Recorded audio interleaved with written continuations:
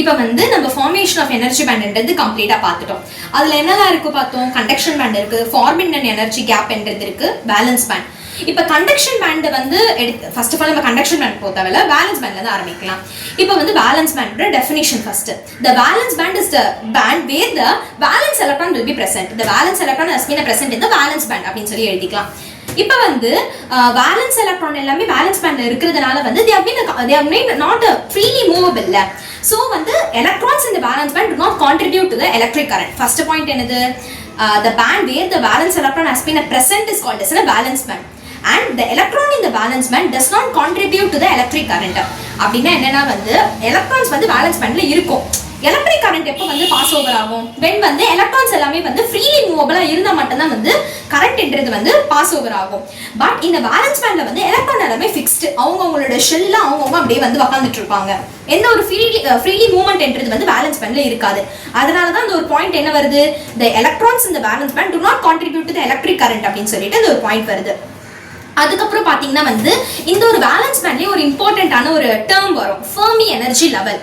Fermi energy level அப்படின்னு சொல்லிட்டு இதோட டெஃபினிஷன் பாத்தீங்கன்னா the maximum number of the electron that has been present in the conduction that has been present in the valence band at a 0 Kelvin is called as a Fermi energy level. Simple. when வந்து temperature 0 Kelvinல இருக்கும்போது valence bandல எவ்வளவு amount of electron இருக்கோ அதுதான் Fermi energy level னு சொல்றாங்க. The maximum number of the electron that has been present in a valence band at a 0 Kelvin is called as a Fermi energy level. அப்ப வந்து valence band எடுத்துக்கிட்டா வந்து மூணு definitions என்றது இம்பார்ட்டன்ட். ஃபர்ஸ்ட் என்னது? the band where the valence electron will be present. இன்னொன்னு என்னது? the electrons that has been present in the valence band do not contribute to the electric current என்றது important. அப்புறம் Fermi energy level ஓட statement, the maximum number of the electron that was present in the valence band at a 0 Kelvin is called as a Fermi energy level அப்படின்னு சொல்லி வந்து பார்த்தோம். அடுத்து பாத்தீங்கன்னா வந்து கண்டக்ஷன் பேண்ட். கண்டக்ஷன் பேண்ட் எடுக்கும்போது வந்து the band that has been present above the valence band. ஒண்ணும் இல்ல, இப்போ வந்து இப்படி ஒரு 3 லைன்ஸ் மாதிரி இப்படி வச்சுக்கலாம். கீழே இருக்கிறது தான் வந்து வேலன்ஸ் பேண்ட். ஒரு ஆட்டம்ல சொல்றேன், ஒரு ஆட்டம்ல சொல்றேன், ஒரு 3 லைன் கம்மல் கட் பண்ணிக்கோ. ஒரு 3 லைன் நார்மலா அது வரைய கூட தேவையில்ல. ஒரு 3 லைன் இப்படி இந்த 2 லைன் இப்படி ஒரு லைன் இருக்குன்னா வந்து வேலன்ஸ் பேண்ட் எப்பவுமே வந்து கீழே தான் இருக்கும். கண்டக்ஷன் பேண்ட் வேலன்ஸ் பேண்டுக்கு மேல இருக்கும். இது நல்லா நம்ம ஞாபகம் வச்சுக்க ஒரு சென்ஸான ஒரு மேட்டர் என்னன்னா வந்து வேலன்ஸ் பேண்ட் கீழே இருக்கும். நீங்க வரையும் போது கூட சொல்றேன், வேலன்ஸ் பேண்ட் கீழே இருக்கும், நடுவுல ஒரு கேப், அந்த கேப் தான் ஃபார்பிடன் கேப் அப்படின்னு சொல்லுவாங்க. அதுக்கு மேலதான் கண்டக்ஷன் பேண்ட். அப்ப நம்ம டெஃபினிஷன் என்ன எழுதலாம்? the band that has been present above the valence band is called as a conduction band அப்படின்னு சொல்லி எழுதலாம். when conduction bandல பாத்தீங்கன்னா electrons maybe இருக்கலாம், இல்லாம கூட இருக்கலாம், partially filled இருக்கலாம், மேபி வந்து இல்ல there is no electrons இருக்கலாம். ஆனா வந்து when the electron that has been present in the conduction band once 1-2 electron வந்து conduction bandல இருந்தாலும் அந்த electron என்றது பார்த்தனா எலக்ட்ரிசிட்டிக்கு கண்டக்ட் பண்ணும். because valence bandல electron வந்து அப்படியே கம்முனு உட்கார்ந்துட்டு இருப்பாங்க. conduction bandல the electrons are completely freely movable. புரியுதா? ஆக்சுவலா வந்து வேலன்ஸ் பேண்ட்ல வந்து வேலன்ஸ் பேண்ட்ல லார்ஜ் நம்பர் ஆஃப் எலக்ட்ரான் இருக்கும். அதனால நம்ம ஆல்ரெடி பார்த்தோம், எலக்ட்ரான் வந்து நிறைய இருக்கும்போது ஒரு எப்படி சொல்றது, ஒரு அட்ராக்ஷன் இருக்கிறதுனால they are held together, அப்படியே tightly held together. whereas conduction bandல partially filled இல்ல நான் ஒரு ரூம்ல ஒரு சிங்கிள் ஆளா இருந்தா நம்ம மட்டும் ஃப்ரீயா சுத்துற மாதிரி தான். ஒரு ரூம்ல 5 மெம்பர் இருக்கும்போது வந்து அவளுக்கு ஃப்ரீலி மொபிலிட்டி என்றது இருக்காது. ஒரு சிங்கிள் பர்சனா இருக்கும்போது இல்ல 2 பர்சனா இருக்கும்போது மொபிலிட்டி என்றது அந்த இடத்துல ஃப்ரீயா நம்ம வந்து அரௌண்ட் பண்ணலாம். அந்த என்ன சொல்றாங்க? when an electron that has been present in the conduction band it will contribute to the electric current. அந்த ஒரு பாயிண்ட் என்றது இம்பார்ட்டன்ட். and conduction bandல என்ன பார்த்தோம்? அதோட definition, the band that has been present above the valence band is called as a conduction band. and when the electron that has been present in the conduction band it has been freely movable and it will contribute to the electric current. second point அது. இப்ப conduction pant புரிஞ்சிருச்சு, valence band புரிஞ்சிருச்சு. அப்ப நடுவுல இருக்க forbidden energy gap நான் சொல்லியிருப்பேன். இது வேலன்ஸ் பேண்ட், இது கண்டக்ஷன் பேண்ட். நடுவுல இருக்கிறது தான் ஃபார்பிடன் எனர்ஜி கேப்னு சொல்லியிருப்பேன். இந்த ஃபார்பிடன் எனர்ஜி கேப்னா அதோட டெஃபினிஷன் என்றது நமக்கு வேணும், கரெக்டா? அப்பனா வந்து the difference between the maximum energy level of the valence band and the minimum energy level of the conduction band. ஒண்ணும் இல்ல, இப்ப நம்ம ஒரு நார்மலாவே மேக்ஸ்ல ஏதோ இது ரெண்டுத்துக்கு நடுவுல இருக்க டிஃபரன்ஸ் கேட்டா என்ன பண்ணுவோம்? ரெண்டுத்தையும் சப்ட்ராக்ட் பண்ணி அப்படி வந்து ஈஸியா நம்ம எழுதிடலாம். அந்த மாதிரி தான். அப்ப டிஃபரன்ஸ்னு சொல்றாங்களே, the maximum difference of a distance between இது ரெண்டுத்துக்குள்ள இப்படி இருக்குன்னா the maximum distance between the maximum level of the valence band and the minimum energy level of the conduction band. இல்லாட்டி சிம்பிளா the distance between valence band and the conduction band அப்படின்னு கூட எழுதலாம். நான் எதனால அந்த maximum energy levelனு சொல்றேன்னா valence bandல வந்து எனர்ஜி வந்து அதிகமா இருக்கும், கண்டக்ஷன் பேண்ட்ல எனர்ஜி வந்து கம்மியா இருக்கும். இதனால தான் சொன்னேன். அப்ப வந்து ஒரு ஃபார் எக்ஸாம்பிள் அந்த ஃபார்மிங் அண்ட் எனர்ஜி கேப் அப்படின்னு சொல்லி டெஃபினிஷன் கேட்டாங்கன்னா the maximum distance between the maximum word use பண்ண தவிர the distance between the maximum energy level of the valence band and the minimum energy level of the conduction band அப்படின்னு சொல்லிட்டு அதோட டெஃபினிஷன்ன்றது எழுதிடலாம்.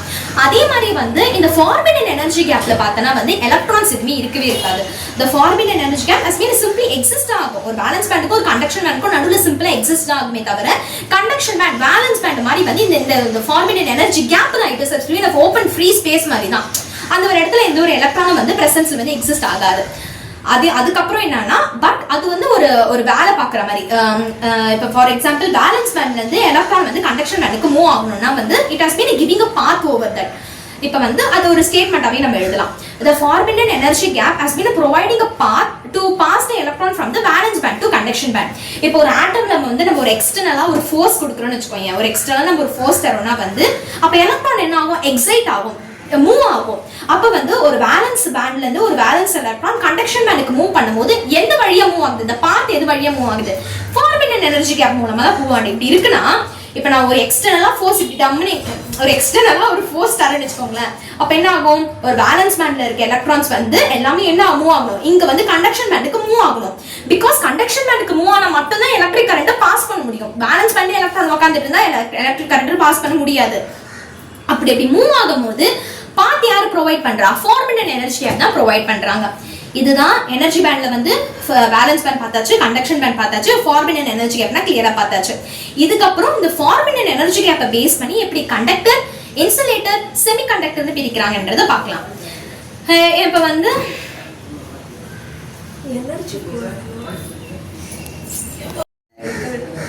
இப்படியா எடுப்பா என்னது தூங்காத கொஞ்ச நேரத்துக்கு அப்புறம். ரெடியா? டேய் இப்படி வெயிட்டா கொஞ்சம். ஸ்டாப். இப்போ வந்து 3 பேண்ட்ன்றது படிச்சிருக்கோம். ஒன்னு பாத்தீங்கன்னா conduction band, valence band, forbidden and energy gap. 3 இல்ல 2 தான் சொல்லணும். அது பேண்ட்ல அந்த forbidden and energy gap is just gap. இப்போ வந்து இந்த ஃபார்மிங் அண்ட் எனர்ஜி கேப்பை பேஸ் பண்ணி வந்து கண்டக்டர், இன்சுலேட்டர், செமி கண்டக்டர் எப்படி பிரிக்கிறாங்க அப்படின்னு சொல்லிட்டு நான் ஆல்ரெடி சொல்லியிருப்பேன். வேலன்ஸ் பேண்ட் கீழே இருக்கணும், கண்டக்ஷன் பேண்ட் மேலே இருக்கணும்.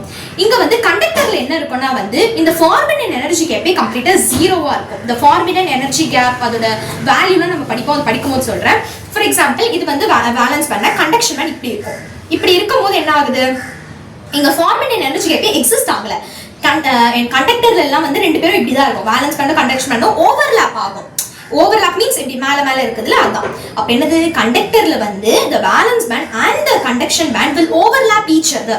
அப்படி overlap each other ஆகும்போது வந்து நான் சொல்லியிருப்பேன் வேலன்ஸ் பேண்ட்ல இருந்து கண்டக்ஷன் பேண்டுக்கு எலக்ட்ரான் மூவ் ஆகணும் அப்படின்னு சொல்லிட்டு. அப்ப என்ன ஆகும், கிட்ட இருக்கும்போது ஈஸியா பாஸ் ஆகும். இப்படி கிட்ட இருக்கும்போது எலக்ட்ரான்ஸ் கேன் ஈஸிலி பாஸ் பண்ணது valence band to conduction pant.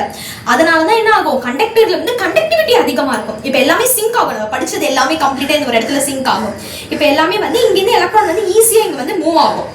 அதனால இதுவே இன்சுலேட்டர்ல பாத்தீங்கன்னா வேலன்ஸ் பேண்ட் இங்க இருக்கும்னா கண்டக்ஷன் பேண்ட் இங்க இருக்கும். அந்த மாதிரி சொல்லிட்டேன். அதே மாதிரி இன்னொன்னு கம்ப்ளீட்டா வந்து ஃபார்மிங் அண்ட் எனர்ஜி கேப் இருக்காது அப்படின்னு சொல்ல முடியாது. லெஸ் தென் 1 எலக்ட்ரான் வோல்ட் அளவு இருக்கும். கண்டக்டர்ல எடுத்துக்கிட்டீங்கன்னா ஓவர்லாப் ஆகும். பட் மைன்யூட்டா தான் சொல்றது, லெஸ் தென் 1 எலக்ட்ரான் வோல்ட். ஞாபகம் வச்சுக்கணும், the forming and energy gap for conductor என்றது less than 1 எலக்ட்ரான் வோல்ட் அளவு இருக்கும். வேற ஃபர்ஸ்ட் நம்ம இன்சுலேட்டர்ல பார்க்கும்போது they've been like this இந்த மாதிரி இருக்கும். இப்போ நம்மளே யோசிச்சு பார்க்கலாம், இங்க வேலன்ஸ் பேண்ட்ல இருந்து கண்டக்ஷன் பேண்டுக்கு எலக்ட்ரான் வந்து மூவ் ஆகணும். இந்த ஃபார்மிங் அண்ட் எனர்ஜி கேப் பண்ணுமா, இது ரொம்ப வந்து கஷ்டம். கரெக்டா? அதனாலதான் வந்து எதனால கஷ்டம், பிகாஸ் இங்க இருக்க எலக்ட்ரான் எல்லாமே வந்து நியூக்ளியஸ் கிட்ட வந்து டைட்லி ஹெல்டு டுகெதர் ஆகுது. ஒரு வந்து எக்ஸ்டர்னல் ஃபோர்ஸ் கொடுக்கும் போது தான் எல்லா இன்சுலேட்டரும் வந்து போக முடியாது. ஒரு external force, some of an insulator when external force கொடுக்கும் போது மட்டும் தான் வேலன்ஸ் எலக்ட்ரான் வந்து வேலன்ஸ் பேண்ட்ல இருந்து கண்டக்ஷன் பேண்டுக்கு ஜம்ப் ஓவர் ஆகும். ஆனா மோஸ்டா ஜம்ப் ஓவரே ஆகாது. நடுவுல இருக்க அந்த ஃபார்மிங் அண்ட் எனர்ஜி கேப்போட வேல்யூ பாத்தீங்கன்னா ஃபார் இன்சுலேட்டருக்கு எல்லாத்துக்குமே வந்து கிரேட்டர் தென் 3 எலக்ட்ரான் வோல்ட் அளவு இருக்கும். ஃபார் டைமண்ட்ஸ்லாம் பாத்தீங்கன்னா ரொம்ப insulator, it is a good insulator அப்படி கூட சொல்லலாம். அதுக்கு forbidden and energy gap 6 electron volt இருக்கும். கண்டக்டருக்கு பார்த்தீங்கன்னா less than 1 electron volt, இன்சுலேட்டருக்கு பார்த்தீங்கன்னா greater than 3 electron volt, whereas for diamondsலாம் எடுத்துக்கிட்டீங்கன்னா வந்து 6 electron volt அளவு இருக்கும். இதனால வந்து இங்க வேலன்ஸ் பேண்ட்ல வந்து எலக்ட்ரான்ஸ் எல்லாமே tightly held together to the நியூக்ளியஸ்ல. அதனால வந்து கண்டக்ஷன் வந்து இன்சுலேட்டர்ல வந்து அவ்வளவுக்கு இல்ல. இதனால தான் கண்டக்டிவிட்டி இன்சுலேட்டர்ல லோவா இருக்கும், கம்மியா இருக்கும். whereas நம்ம செமி கண்டக்டர்னு எடுத்துக்கிட்டா they have been like this, இப்படி கொஞ்சம் கேப்போட இருக்கும். the forbidden energy gap வந்து ஃபார் செமி கண்டக்டருக்கு வந்து டைனியா இருக்கும். நம்ம வந்து ஒரு external force only when temperature increase பண்ணும்போது இல்லை ஒரு எக்ஸ்டர்னல் ஃபோர்ஸ் நீங்கள் கொடுக்குறீங்கன்னா மட்டும்தான் நியூக்ளியஸ் கிட்ட இருந்த ஃபோர்ஸ்லேருந்து எலக்ட்ரான் வந்து வெளியே வந்து கண்டக்ஷன் பேண்டுக்கு மூவ் ஆகும். அதுதான் இப்போ வந்து இந்த ஃபார்பிடன் எனர்ஜி கேப்பை பேஸ் பண்ணி இப்படி தான் பிரித்து வச்சிருப்பாங்க. கண்டக்டரில் மட்டும்தான் வந்து பேலன்ஸ் எலக்ட்ரான் இப்படி இருக்கிறதுனால தி கேன் பி ஈஸிலி போக முடியும். இன்சுலேட்டர்ல போகவே முடியாது. அப்படி போனனாலும் சம் இன்சுலேட்டர்ல மட்டும்தான் டெம்பரேச்சர் இன்க்ரீஸ் பண்ணும்போது போகலாம். பட் செமி கண்டக்டர்ல நம்ம இன்க்ரீஸ் பண்ணா மட்டும்தான் எல்லாமே போகும். But temperature as well as some of the external force provide பண்ணும்போது மட்டும்தான் செமி கண்டக்டர்ல மூவ் ஆகும். இப்போ வந்து அப்போ வந்து ஒரு டிஃப்ரென்ஸ் பிட்வீன் த மாதிரி நம்ம பார்த்துடலாம். ஒரு கண்டக்டர், ஒரு இன்சுலேட்டர், ஒரு செமி கண்டக்டர், அந்த மாதிரி சொல்லி ஒரு டிஃப்ரென்ஸ்ல பார்க்கும்போது ஃபர்ஸ்ட் கண்டக்டர் என்னது? கண்டக்டர்ல வந்து the valence band and the conduction band will overlap each other, whereas insulatorல the valence band and the conduction band is been separated by the large distance, whereas semiconductorல பாத்தீங்கன்னா வந்து they have been in a small distance. Valence band and the energy band has been a small distance. இங்க forbidden energy gap பாத்தீங்கன்னா less than 1 electron volt, இங்க வந்து greater than 3 electron volt, இங்க வந்து intermediate-ஆ இருக்கும். intermediate-ல போடுவோம்ல less than 3 electron volt, ரெண்டுத்துக்கும் நடுவுல இருக்கும், அந்த மாதிரி போட்டுறலாம். அதே மாதிரி இங்க ஹை கண்டக்டிவிட்டி இருக்கும், இங்க வந்து லோ கண்டக்டிவிட்டி இருக்கும். இங்க செமி கண்டக்டரோட கண்டக்டிவிட்டி வந்து we can be controlled, அந்த ஒரு ஸ்டேட்மெண்ட் நம்ம இங்க வந்து எழுதிடலாம். அதே மாதிரி கண்டக்டர்ல large number of free electron இருக்கும், இன்சுலேட்டர்ல வந்து ஃப்ரீ எலக்ட்ரான் இருந்தது அவ்வளோக்கு இருக்காது. செமி கண்டக்டர்ல வந்து மினிமம் லெவல் ஆஃப் எலக்ட்ரான்ஸ் வந்து இருக்கும் அப்படின்னு சொல்லி எழுதலாம். they can be soft. ஆனால் வேலன்ஸ் பேண்ட் இதெல்லாம் பேஸ் பண்ண வந்து இந்த 3 பாயிண்ட் எடுத்து எல்லாமே இம்பார்ட்டன்ட். இப்போ வந்து நம்ம வந்து பேசிக்ஸ் எல்லாமே செமிகண்டக்டர்ல கவர் பண்ணிட்டு இருப்போம். இப்போ பார்க்க போறது பாத்தீங்கன்னா வந்து இன்ட்ரின்சிக் செமிகண்டக்டர். இப்போ இன்ட்ரின்சிக் செமிகண்டக்டர் அப்படின்னு சொல்லி எழுதும்போது நிறைய பாயிண்ட் வந்து நம்ம ஞாபகம் வச்சுக்கிற மாதிரி இருக்கும். நிறைய பாயிண்ட்ல புரிஞ்சுக்கிட்டே ஈஸியா தான் இருக்கும். Intrinsic semiconductor is a pure form of semiconductor அப்படின்னு சொல்லி சொல்றாங்க. அதே மாதிரி வந்து இது சொல்றதுக்கு முன்னாடி வந்து ஹோல்ஸ் எலக்ட்ரான் பத்தி சொல்லணும். ஹோல்ஸ் எலக்ட்ரான் அப்படின்னு பாத்தீங்கன்னா they are the mobile charge carrier in the semiconductor சொல்லுவாங்க. ஹோல்ஸ்னா என்ன, இப்போ எலக்ட்ரான்ஸ்னா என்ன, ஒரு ஐடியா இருக்காது. நான் சொல்றேன் கேளுங்க. வென் வந்து ஒரு இப்போ வந்து ஒரு இங்க வந்து எலக்ட்ரான் இருக்கு, இங்க வந்து ஒரு ஹோல் இருக்கு.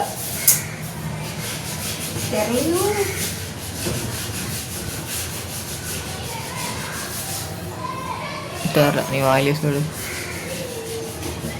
எக்ஸாம்பிள் தேவையில்ல. சரி, ஓகே. இப்போ நான் சொல்றேன் கேளுங்க. இப்போ வந்து ஒரு எலக்ட்ரான் இருக்கு, இங்கேயும் ஒரு எலக்ட்ரான், இங்க வந்து ஒரு கேப் இருக்குன்னு வச்சுக்கோங்களேன். இப்போ இந்த ஒரு எலக்ட்ரான் வந்து இங்க இருந்து ஜம்ப் பண்ணி இங்க போகுதுன்னா இந்த இடத்துல ஒரு ஸ்பேஸ் கிரியேட் ஆகும். அது பக்கம் இந்த இடம் வந்து ஒரு சர்க்கிள் மாதிரி வச்சுக்கிட்டீங்கன்னா இந்த சர்க்கிள் தான் ஹோல். இப்போ இந்த ஒரு இடத்துல எலக்ட்ரான் இருந்திருக்கு, இந்த எலக்ட்ரான் இங்க இருந்து இங்க ஜம்ப் பண்ணும்போது இங்க ஸ்பேஸ் காலி ஆகுதுல, அந்த எம்டி ஸ்பேஸ் தான் ஹோல் அப்படின்னு சொல்லுவாங்க. இப்போ இந்த ஹோலுக்கு இன்னொரு எலக்ட்ரான் வரும், அங்கிருந்து வரும், அங்க ஒரு ஹோல் கேப் இதுவாகும்.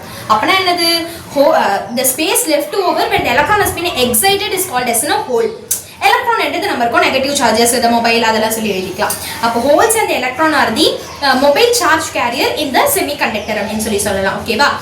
ஹோலுக்கு வந்து பாசிட்டிவ் சார்ஜ் எக்ஸிபிட் பண்ணும், எலக்ட்ரானுக்கு வந்து நெகட்டிவ் சார்ஜ் எக்ஸிபிட் பண்ணும்.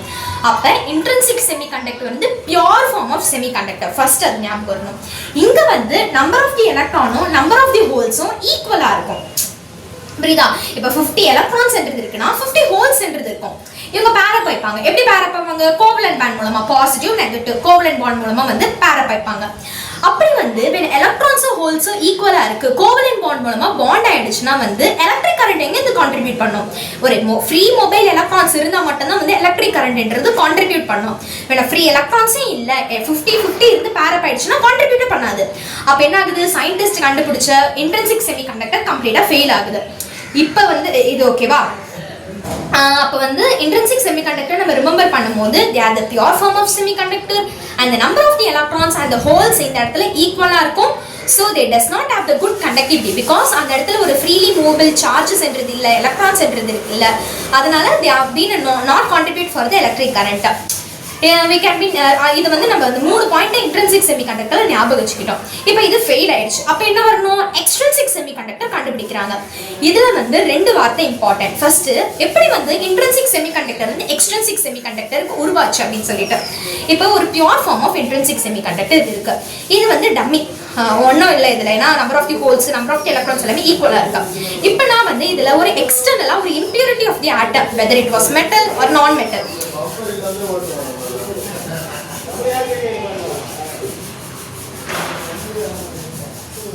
பேசுப்பா பேசு, அவங்களுக்கு சார்பா நீ பேசு கத்தி. இப்போ வந்து இன்ட்ரின்சிக் செமிகண்டக்டர் இருக்குன்னா நான் இதுல பார்த்தேன்னா வந்து ஒரு impurity of the metal or non metal என்றது ஆட் பண்றேன். அப்படி ஆட் பண்ணும்போது இது எக்ஸ்ட்ரின்சிக் செமிகண்டக்டரா மாறிடும். அப்ப அந்த டெஃபினிஷனை எப்படி எழுதலாம்?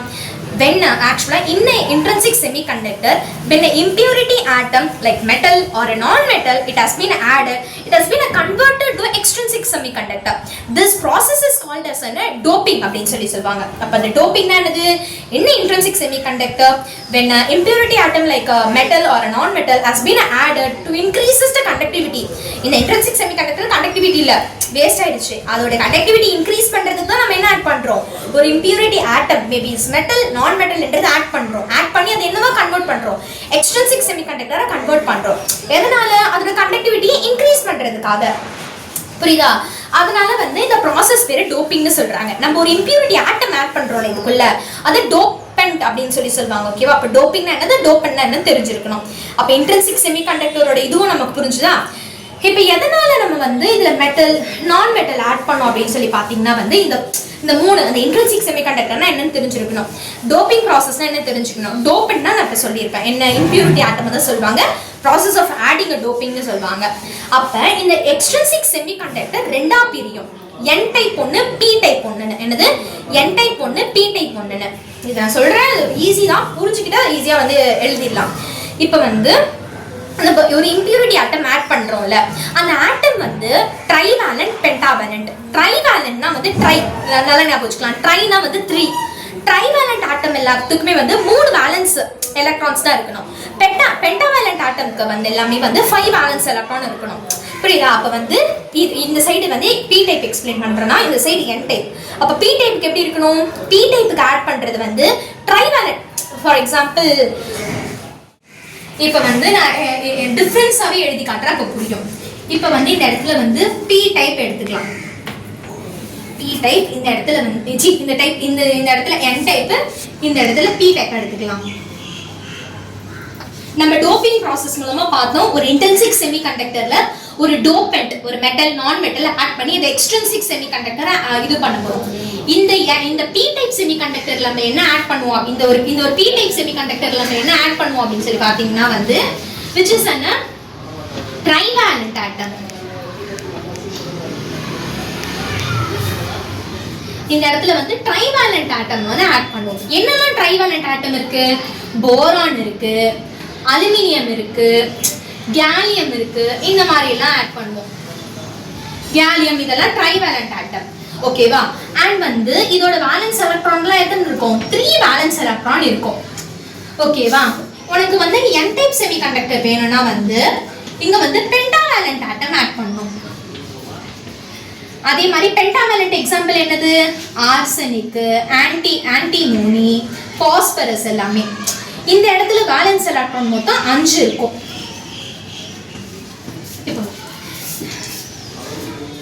நம்ம வந்து எழுதியிருப்போம். அப்ப P டைப்னா என்னது? P டைப்ல வந்து இன்ட்ரின்சிக் செமிகண்டக்டர்ல ஆட் பண்ண போற ஆட்டம் என்றது ட்ரைவேலண்டா இருக்கணும். N டைப்ல வந்து இன்ட்ரின்சிக் செமிகண்டக்டர்ல ஆட் பண்ற ஆட்டம் வந்து நம்ம சொல்லிருப்போம் impurity atom maybe metal or நான் மெட்டல்னு. அப்ப வந்து N டைப்ல ஆட் பண்ண போற அந்த இன்ட்ரின்சிக் செமிகண்டக்டர்ல ஆட் பண்ண போற ஆட்டம் என்றது பாத்தீங்கன்னா வந்து பென்டாவேலண்டா இருக்கணும். இந்த வேர்ட்லயே தெரியும், ட்ரைவேலன்ட் ஆட்டம்னா 3 வேலன்ஸ் எலக்ட்ரான், பென்டாவேலன்ட் ஆட்டம்னா 5 வேலன்ஸ் எலக்ட்ரான் அப்படின்னு சொல்லிட்டு. அப்ப வந்து இப்ப நம்ம வந்து ஆட் பண்றோம்னு வெச்சுக்கோங்களேன், அப்ப வந்து ஒரு செமிகண்டக்டர்ல 4 வேலன்ஸ் எலக்ட்ரான் தான் இருக்கும். அப்ப இப்ப நம்ம வந்து N டைப்லயே பார்க்கலாம். N டைப்ல பாத்தீங்கன்னா வந்து 5 இருக்கும். அப்ப 4 என்றது இங்க வந்து கோவலன்ட் பாண்டா வந்து மாறிடும். பேலன்ஸ் ஒரு ஃப்ரீ மொபைல் எலக்ட்ரான் இருக்கும். அந்த மொபைல் எலக்ட்ரானை தான் டோனர் ஆட்டம்னு சொல்வாங்க. அதனால தான் என்ன சொல்வாங்க, N டைப் செமிகண்டக்டர்ல பாத்தீங்கன்னா ஒரு N type semiconductor is called as a donor ஆட்டம்னு சொல்லுவாங்க. பிகாஸ் அங்க எக்ஸிஸ்டன்ஸ் ஆஃப் ஒரு ஃப்ரீ எலக்ட்ரான் என்றது அந்த இடத்துல இருக்கும். இதுவே பி டைப்ல பாத்தீங்கன்னா வந்து ஒன்னு ரிமைன் ஆகும். அதனால அது வந்து அக்செப்டார் ஆட்டம். எப்போ ஒன்னு வரும், அங்க ஒரு ஹோல் காலியா இருக்கிற மாதிரி வச்சுக்கோங்களேன், அப்ப வந்து அக்செப்டார் ஆட்டம் அப்படின்னு சொல்லுவாங்க. அப்ப டிஃபரன்ஸா பார்க்கும்போது பி டைப்ல பாத்தீங்கன்னா வந்து மெஜாரிட்டி சார்ஜ் கேரியர் வந்து ஹோல்ஸ். பி டைப் செமிகண்டக்டர்ல இந்த மெஜாரிட்டி சார்ஜ் கேரியர் எல்லாமே வந்து holes and minority charge carrier வந்து எலக்ட்ரான்ஸ். என் டைப்ல பாத்தீங்கன்னா மெஜாரிட்டி சார்ஜ் கேரியர் வந்து electrons, minority charge carrier holes.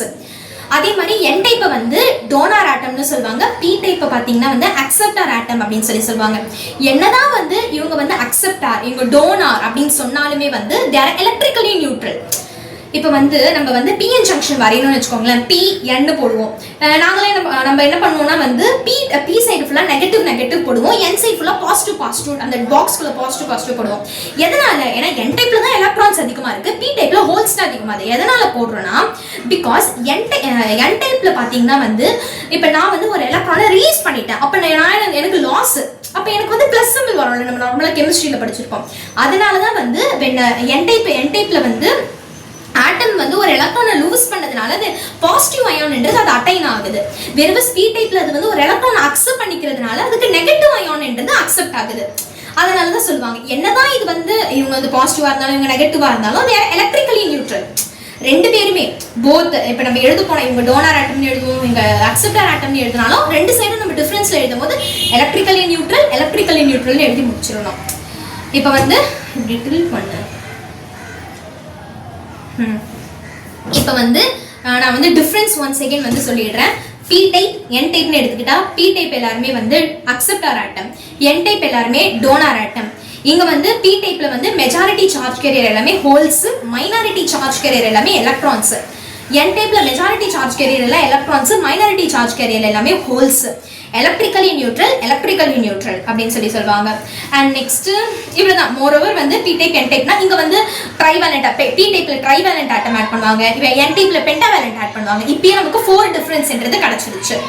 இப்போ இதெல்லாம் வச்சுதான் இவங்க வந்து அசம்பிள்ஸ் பண்ணுவாங்க. இப்போ என் டைப் பி டைப் பார்த்தாச்சு. லாஸ்டா பாத்தீங்கன்னா வந்து செக்ஷன் முடிக்கிறதுக்கு முன்னாடி 3 கொஸ்டின்ஸ் இல்லை, கொஸ்டின்ஸோட ஆன்சர்ஸ் மாதிரி நம்ம பார்த்துடலாம். இப்போ வந்து டெம்பரேச்சர் ஒன்று ஞாபகம் வச்சுக்கிறது வந்து டெம்பரேச்சர் இன்க்ரீஸ் பண்ணும்போது கண்டக்டிவிட்டி இன்க்ரீஸ் ஆகும். வேறவஸ் ரெசிஸ்டன்ஸும் டெம்பரேச்சரும் இன்வெர்ஸ்லி ப்ரொபோர்ஷனல். ஏன்னா நம்ம நார்மலாக நமக்கு இப்போ தாட் வரணும், டெம்பரேச்சர் இன்க்ரீஸ் பண்ணும்போது கண்டக்டிவிட்டி இன்க்ரீஸ் ஆகும். அப்போ ரெசிஸ்டன்ஸ் ப்ரொவைட் பண்ணுற அந்த ரெசிஸ்டன்ஸ் ப்ரொவைட் பண்ணல, அப்போ ரெசிஸ்டிவிட்டி என்ன ஆகும், விச் மீன்ஸ் ரெசிஸ்டன்ஸ் என்ன ஆகும், குறையும்ல. அதான் ரெசிஸ்டன்ஸும் டெம்பரேச்சரும் இன்வெர்ஸ்லி ப்ரொபோர்ஷனல். டெம்பரேச்சர் அதிகப்படுத்தும் போது ரெசிஸ்டன்ஸ் கம்மியாயிடும். இந்த ஒரு சிம்பிளான கொஸ்டின் 2 மார்க்ல கூட கேட்கலாம், அதை ஞாபகம் வச்சுக்கணும். அடுத்து பாத்தீங்கன்னா வந்து the energy which has been required to break the covalent bond. நான் ஆல்ரெடி சொல்லியிருப்பேன், எலக்ட்ரானும் ஹோலும் சேர்ந்து தான் வந்து ஒரு கோவலன்ட் பாண்ட் கிரியேட் பண்ணும். ஆக்சுவலா இந்த ஒரு பாண்ட்ல கனெக்ட் ஆயிருப்பாங்க ஒரு குறிப்பிட்ட எனர்ஜில. the energy that has been required to break the covalent bond which has been connecting the energy electrons and the holes. இது எப்படி வந்து இதுவாகுது, the energy required to break the covalent bond between electrons and the holes னு கேட்டா.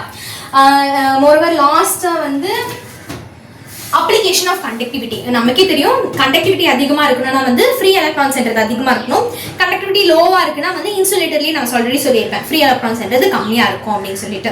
அவ்வளோதான். நம்ம பார்த்த topics மட்டும் நான் எழுதி வச்சிருக்கேன், அந்த டாபிக்ஸ் மட்டும் நான் சொல்லிடுறேன் லைனாக என்னென்ன. செமிகண்டக்டர் அந்த டெஃபினேஷன்ஸ் பார்த்தோம், கேரக்டரிஸ்டிக்ஸ் பார்த்துருப்போம், and atomic structure of the செமிகண்டக்டர்ன்றது பார்த்துருப்போம். எனர்ஜி பேண்ட்னா டெஃபினேஷன் பார்த்தோம், ஃபார்மேஷன் ஆஃப் எனர்ஜி பேண்ட் பார்த்துருப்போம், எனர்ஜி பேண்ட் தியரி என்றது பார்த்துருப்போம், அண்ட் அதில் வர கண்டக்ஷன் பேண்ட் பற்றி பார்த்தோம், வேலன்ஸ் பேண்ட், ஃபார்பிடன் எனர்ஜி கேப்பெல்லாம் டீட்டெயிலாக பார்த்தோம். அண்ட் ஃபார்பிடன் எனர்ஜி கேப்பை பொறுத்து எப்படி கண்டக்டர், இன்சுலேட்டர், செமிகண்டக்டர் பிரியுது அப்படின்னு சொல்லி பார்த்தோம். And difference conductor, insulator, semiconductor டிஃபரன்ஸ்லாம் என்ன அப்படின்னு சொல்லி பார்த்தோம். இன்ட்ரின்சிக் செமிகண்டக்டர், எக்ஸ்ட்ரின்சிக் செமிகண்டக்டர் பார்த்தோம். பி டைப்னா என்ன, என் டைப்னா என்னன்னு பார்த்தோம். லாஸ்ட் ஒரு 3 கொஸ்டின் பார்த்துருப்போம். டெம்பரேச்சர் எப்படி வந்து ரெசிஸ்டன்ஸ் அஃபெக்ட் பண்ணுது, கண்டக்டிவிட்டி அஃபெக்ட் பண்ணுது, and energy required to break the covalent bond between electron and the hole பார்த்தோம். அண்ட் அப்ளிகேஷன் ஆஃப் கண்டக்டிவிட்டி அது பார்த்துருப்போம். இதுக்கப்புறமும் வந்து செமிகண்டக்டர்ல டாபிக் இருக்கு which has been called as a drift current, diffusion current between p-n டயோட்லாம் இருக்கு. இந்த வீடியோவில் வந்து எவ்வளோ ரெஸ்பான்ஸ் வருது அதெல்லாம் பார்த்துட்டு செகண்ட் பார்ட் வந்து நான் அப்லோட் பண்ணுறேன். இந்த வீடியோ பிடிச்சிருந்தா லைக் பண்ணுங்க, சப்ஸ்கிரைப் பண்ணுங்க, மறக்காம எல்லாருக்கும் வீடியோ ஷேர் பண்ண மறந்துடாதீங்க. தேங்க்யூ ஃபார் வாட்சிங். அப்புறம் இன்னொன்று சொல்ல மறந்துட்டேன், நான் படித்தது மட்டும்தான் ஷேர் பண்ணியிருப்பேன். இதில் நான் மேபி தப்பாக இருந்தால் கூட எனக்கு கமெண்ட் பண்ணுங்க. பட் நானும் என்னன்னு கேட்டு நானும் சேஞ்ச் பண்ணிக்கிறேன். பிகாஸ் எனக்கும் கம்ப்ளீட்டாக ஃபுல்லாக தெரியாது. நான் படிக்கிற டைமில் எதை ஷேர் பண்ணலாமே, யூஸ்ஃபுல்லாக எதாவது ஷேர் பண்ணலாம் அப்படின்னு சொல்லி தான் இந்த வீடியோவே எடுத்திருப்பேன். அதான் நானும் எதை தப்பு பண்ணியிருந்தேன் என்கிட்ட சொல்லுங்கள், நானும் சேஞ்ச் ஓவர் பண்ணிக்கிறேன். தேங்க்யூ.